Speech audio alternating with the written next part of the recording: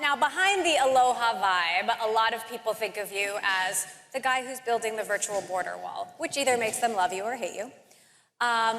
Let's talk about Anduril's main mission and the products that you're actually building to achieve that, because it's bigger than that. Well, it's way bigger than that. And I will say, I actually don't think that many people think of us that way. I mean, people like to focus on the border work because it's politically controversial. The reality is that we've actually done way more on that in this administration than the past one. So people try to tie that to being a Trump thing. The reality is everyone agrees that we need to know what's coming across the US border. There are people who disagree on immigration policy, but immigration policy is separate from awareness of what's coming across the border. And Anduril makes technology that we use to track drug trafficking, human trafficking, arms and cash smuggling in both directions going across the border. Even the people who want open immigration, unlimited immigration, you can walk into the United States and instantly become a citizen. There's nobody outside of a really radical fringe that thinks that the right way to accomplish that is to allow the cartels to operate unimpeded. And so if people say it's controversial, I would say the people who say it's controversial are people who have an interest in making it appear controversial. There's actually very few people who agree with them on that. But the main thing that we do is we're a defense products company. So Anduril is trying to be the world's next major defense contractor. Our primary product is a piece of AI software called Lattice. It powers all of our hardware systems. It ties together hundreds of systems that are made by other companies, taking data from every sensor so that it can be a sensor for every person and for every weapon and for every effector of every other kind. And our goal is that you have the best information possible when you're in any type of situation where lives are on the line. You want to know where all the good guys are, you want to know where all the bad guys are, and you want to be extremely certain as to which is which and what the best way to respond is. And we built a lot of hardware products on top of Lattice, but we have a lot more people working on software than hardware. So despite the appearance of a hardware company, and I'm a hardware guy, at the end of the day, most of what we do is driven by software. So let's talk about, you raised more money than almost any other startup last year. There's been this flood of VC capital into defense tech, and I know you've said, we're making defense sexy again. Founders Fund was one of your earliest investors, Anduril now. We've seen Sequoia getting into defense tech. Why is this happening now? Did it take a war? Because everyone is finally opening their eyes. When we started Anduril, we struggled to raise any money. And this was a guy who's just sold his last company for billions of dollars. So that wasn't the issue. But the responses we were met with from investors were somewhere kind of a mix between indifference and scorn. So on the indifference side, people saying, well, we live at the end of history. There's not going to be any more conflict. Economic entanglement precludes any kind of large-scale warfare in the future. And so what you're doing is just a waste of time. And so I don't care about it. The other side is people saying, any use of force is wrong and what you're doing is evil, and so I won't be involved. And I think that the reason that you've seen things shift over the last few years has been a recognition that we don't live at the end of history. There are still people in the world who want to use large-scale violence to achieve their aims. There are, unfortunately, countries that have a reasonable position that that is the only way that they are going to be able to continue to expand and to grow per their aims. There was a lot of belief years ago that China was going to westernize, that they were going to adopt more of the principles of the West, and that they were going to be a good partner going into the future. And I think that was tied to so many tech companies making the bet that they would be allowed into China, that they would be able to make that into a market for them. Today, the equation has shifted. I think a lot of the attitude shift has been driven maybe by something a little more cynical than realizing that war is possible, as Russia has shown. It's driven by the fact that VCs realize they're not going to be able to make money in China, and so they're getting out. You have a lot of tech companies that are realizing that China's never going to be a big market for them. They realize that they're locked out, and not only are they locked out of China, China's going to come and eat their lunch. And so there's this newfound wave of patriotism, of dubious source, but I'll take what I can get. We're going to come back to China in a moment, but first I do want to talk about the politics, because so much has been made of Peter Thiel's investment in Anduril, Peter Thiel's connection to Trump. Is this a partisan effort, or are you trying to cross the aisle with this technology? I mean, the National Defense Authorization Act is the only bill that's passed every single year since it started being created. It's about as bipartisan as it gets. There's very few people who think that it's better for China to have better weapons than the United States, that it's better for Russia to have better weapons than our European allies. It is really a quite bipartisan issue. And I will note, I don't want to be too mean, but one of the reasons that people have tried to turn me into a partisan figure is because it's really good for clicks. The reality is I spend maybe, 1% of my time on politics. I spend 99% on tech, but that is not what people wanted to focus on. And a lot of it's also not true. I mean, heck, one of the moderators on your previous panels was on TV spreading all kinds of lies about me during the election year. She was saying that I was funding fake news and paying people to spread it. She was on TV saying that I was funding alt-right memes and teams of people to spread it on the internet, and said the real reason I was fired from Oculus is because I wasn't even involved in the day-to-day of my business anymore. I mean, just like an ideological hit squad on me, spreading, hang on, let me finish. Well, we'll have to let her check that, but I will let you finish. Nobody disagrees on these things. It's not a matter of opinion. It was just a fabricated story that outlets, including Bloomberg, picked up, ran with, and performed a character assassination on me, and have tried to turn me into a political figure because that's what they want to do to me. People who spend far more on politics on the other side of the aisle would never even be asked the question you're asking me. Would you ever have Zuckerberg up here and say, hey, you donated a lot of money to politics. I mean, you're a pretty political figure. I mean, isn't your company actually really partisan? Yeah. You wouldn't even dream of doing it. The reality is, it's because it's okay to attack one side for being political and not the other that the question is even being asked. And, I understand that you have to bring it up because that's unfortunately the hell I live in. But it's something that I'm still going to get frustrated with. I might ask Zuckerberg that question. I might. But you made your point. So there's a lot of controversy about tech companies working with the US government. You know, we've seen employees protesting at Google. Sure. For work with the Pentagon, protesting at Microsoft, for work with ICE. You have really strong opinions about this. Yep. You think Silicon Valley should be working with the US government? Absolutely. I mean, I think that we live in a really dangerous time, and I have thought this for years. This is not a new opinion that I've developed in the wake of the Ukraine war. All of a sudden, I'd found a conscience. I've been saying this consistently for a long time, since before I even started Anduril. We live in the first period in US history where our best, most innovative tech companies, with the largest pools of talent in our country, refuse to work with the military. We've never been in a situation like that before, and people don't understand how dangerous that is when you think about the global competition, not just militarily, but economically, and what that means. Imagine if during the World War II buildup, if our biggest tech powerhouses like Westinghouse or RCA or General Electric had said, you know what, I'm not sure that we really should be taking sides. I don't want my tech to be used for military purposes. I think that Imperial Japan is a huge revenue opportunity for our shareholders, and I really think we need to not take sides in this. I mean, that is the situation we're in today, where tech investors and tech companies are refusing to work with the DoD, not because of any ethical qualms. I think that's a smokescreen. It's primarily been driven by a desire to work with our largest strategic adversary and make a lot of money doing it. But these Google employees, for example, signing this open letter saying that they don't want Google to work with the DoD, they made a great smokescreen. You know, they can't go out and say, we're going to refuse to work with the military because we are sellouts to China. But what they can say is, oh, we're just listening to our employees. Well, I mean, let's look at the numbers. You had 3,000 people signing that open letter. That represents, I think, just under 2% of the Google workforce. Now, does that mean that 98% of Google employees want their tech used for the military? No, not necessarily, but it means that 98% didn't care enough to click a one-click survey that were already logged in with their employee credentials on. I mean, I think it's a tiny radical minority that was very loud about this. And I think that if we are going to persist and if we are going to protect our allies, we cannot afford to have our most innovative companies divorced from the organizations that are responsible for keeping those companies viable. Do you do work with other countries? Oh, just the U.S.? No, tons of work with the other countries. We do a lot of work with the United Kingdom. We've done a lot of work with Australia. I mean, at the end of the day, and in case your follow-up question is, which countries would you work with, not work with, at the end of the day, that's determined by U.S. policy. And, if the United States wants us to work with the UK, which is a strong strategic partner, then we're going to work with them. If they tell us to work with an ally like Australia, then we're going to work with them.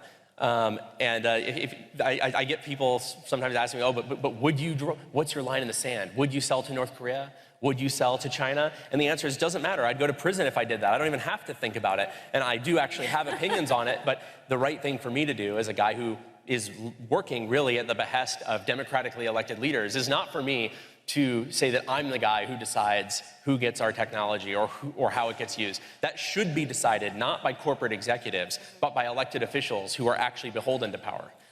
We did do a poll about China from our audience, where they think the biggest tech threat in China is. Looks like AI and chip making, pretty tied up there.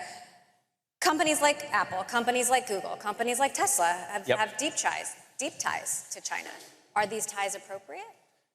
I don't know if I would say appropriate so much as existentially crippling. That's another way to say it. Well, look, let's talk about a really big problem that's an elephant in the room that doesn't get talked about nearly enough.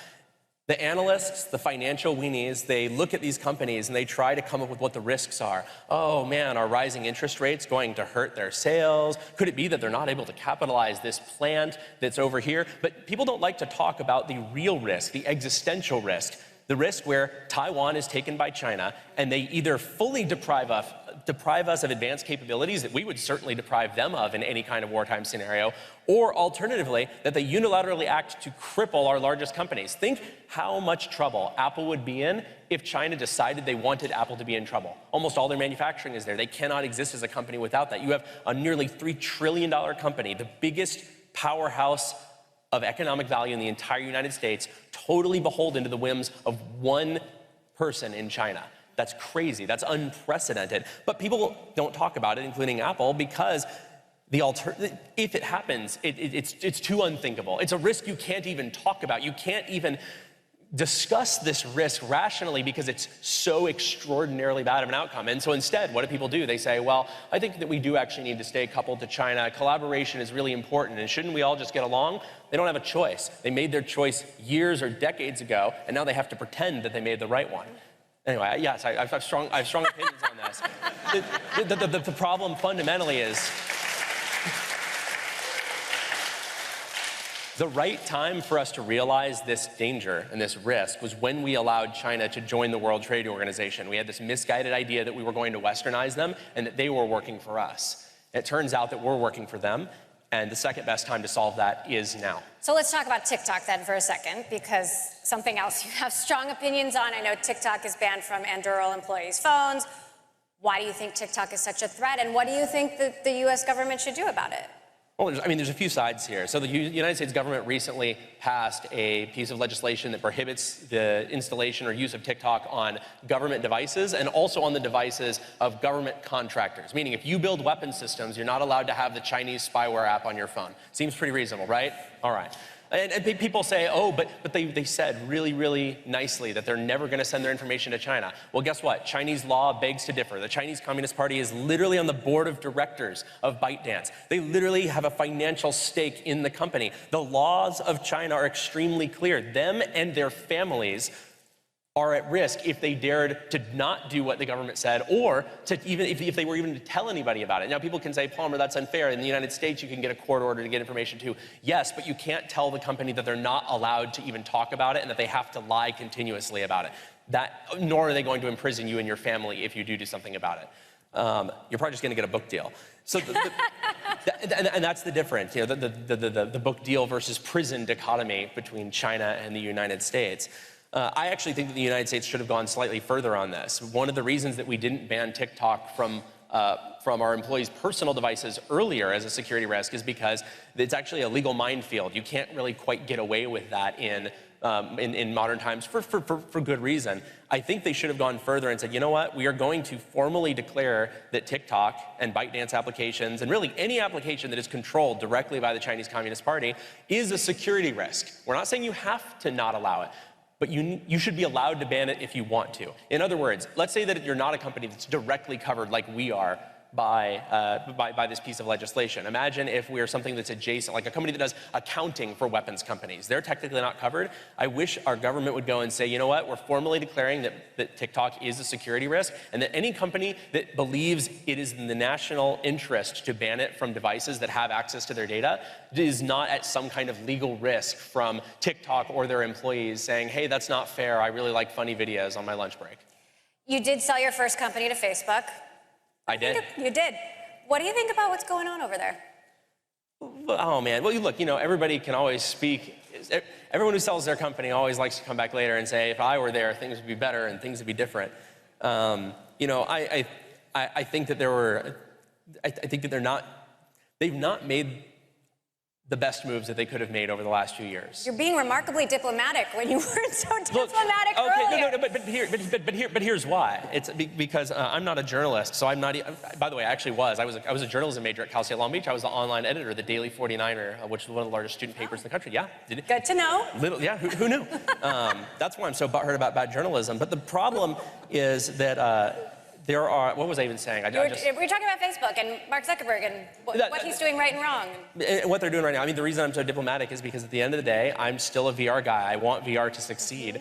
And me going out there and lighting everyone on fire for every mistake they make in trying to make VR happen is not going to make virtual reality more successful. That's what I was saying.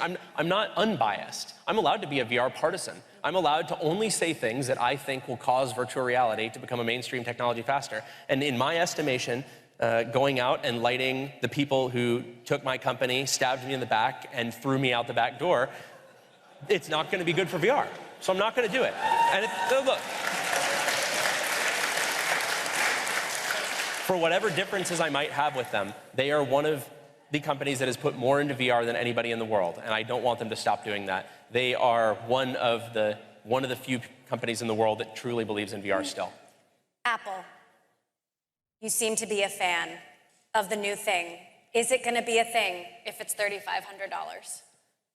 I mean, I would say that kind of isn't the point. So for many years, I've said that virtual reality... Is it going to be a thing anyway? At some point, but not at $3,500. I mean, I've said for many years that the virtual reality has to become something that everybody wants before it can become something that everyone can afford. You can't reverse those two steps and expect mainstream acceptance. I wrote a blog post on my blog, PalmerLuckey.com, the #1 Palmer Luckey blog on the internet, called Free Isn't Cheap Enough. And in it, I argued that current VR technology, as it existed a couple years ago when I wrote it, was so limited that even if you gave it away for free to every American, most people would not continue to use it due to the technological limitations, ergonomic limitations, content limitations. And if that's the case, if they wouldn't use it even if it was free, then clearly cost is not the problem, and reducing cost is not what gets you to mainstream acceptance. Apple is taking the other approach. They are spending an enormous amount of money to drag what should exist a few years in the future and drag it into the present. And it's very expensive to do engineering that way. What they are doing is seeing if they can make it something everybody wants. If they can make it something everybody wants, then it will certainly be something that everybody will buy once it's $1,000. And there's nothing that they're doing that is fundamentally expensive. Everything they're doing can easily be costed down using conventional manufacturing techniques in the future. And I think that that's where that's going. All right, we have a question from the audience. All right. Not a journalist, from the audience. So I'm going to let you take a swing at it. How do you reconcile the idea of having a full-blown surveillance regime and individual liberty? Well, I am a libertarian, and I'm not a fan of full-blown surveillance regime. I would say that's also not what we're building. I mean, you'll note we're not building tools that are used to surveil masses of American civilians. We're not hoovering up their personal data. We're not hoovering up stuff and marketing to them. Like, I don't fall into that. People say, oh, but you're a surveillance company. You make these sensors that detect vehicles, animals, drones, et cetera.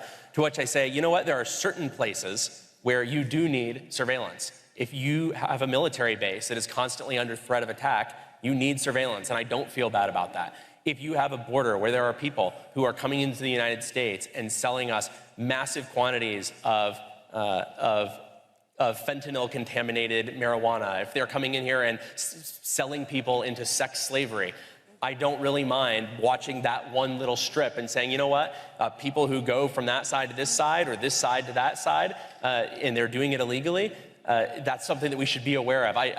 Even as a libertarian, I think I'm fine with that. There's no part of libertarian ideals that says that people are not allowed to voluntarily come together and protect themselves from true existential threat. And nobody's gonna say, oh man, but you know, a real libertarian would just leave the gates open on their military base. I'm a compromised libertarian, as most practical libertarians are. One more from our audience. Would you oppose withholding technology to an authoritarian regime? I would oppose it. I think I kind of tried to cover this a little bit earlier. I mean, it isn't up to me, and it shouldn't be up to me. It should be up to the United States government. I'll give an example that is not me, just to make this point. There were a lot of people who were really upset about the United States selling certain security systems to Turkey, which, remember, is a NATO ally on paper, also an authoritarian regime. And people were very upset about this. They said, why are we selling these security systems? Why would we do that? That doesn't make any sense. And does this mean the United States is supporting authoritarianism? And what came out later is the reason that we were doing this is because the United States was temporarily basing a bunch of nuclear-armed aircraft at their airfield secretly. Now, you could say that there's some moral high ground in not putting better security on the base where we're going to be having our own nuclear weapons. Or perhaps you could say we shouldn't even have aircraft there in the first place. But that decision shouldn't be up to me. I shouldn't sit here unaware of those aircraft, unaware of those weapons, unaware of the bigger picture. And also divorced from all the politicians who have been, at the end of the day, elected to make those decisions. I should not sit here as a corporate executive and say, I will de facto be the unilateral controller of US foreign policy.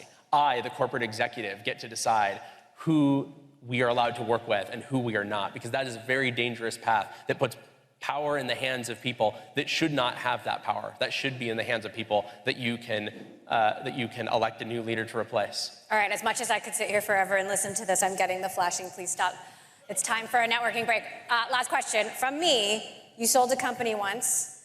What's your plan for Anduril? Would you sell it again? Do you want to go public? Where do you want to take the business? The most likely outcome is that we become a publicly traded company. There's a lot of reasons for that. The government really likes to work with public companies where they don't have to worry if they're cooking their books.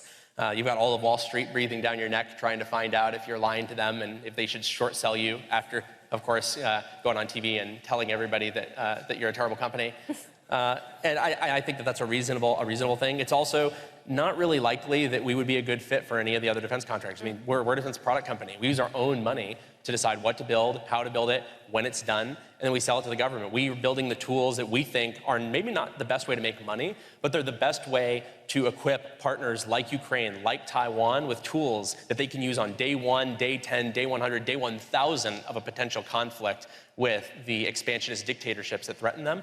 And we get to make that decision because we're our own company, and we're not a cost-plus contractor that has to go after certain structures of contracts because it's the only way that they can make money. And so I think it's really unlikely that I'm gonna sell out to somebody again. I did it before. I've generally made a policy of trying to not make the same mistake twice.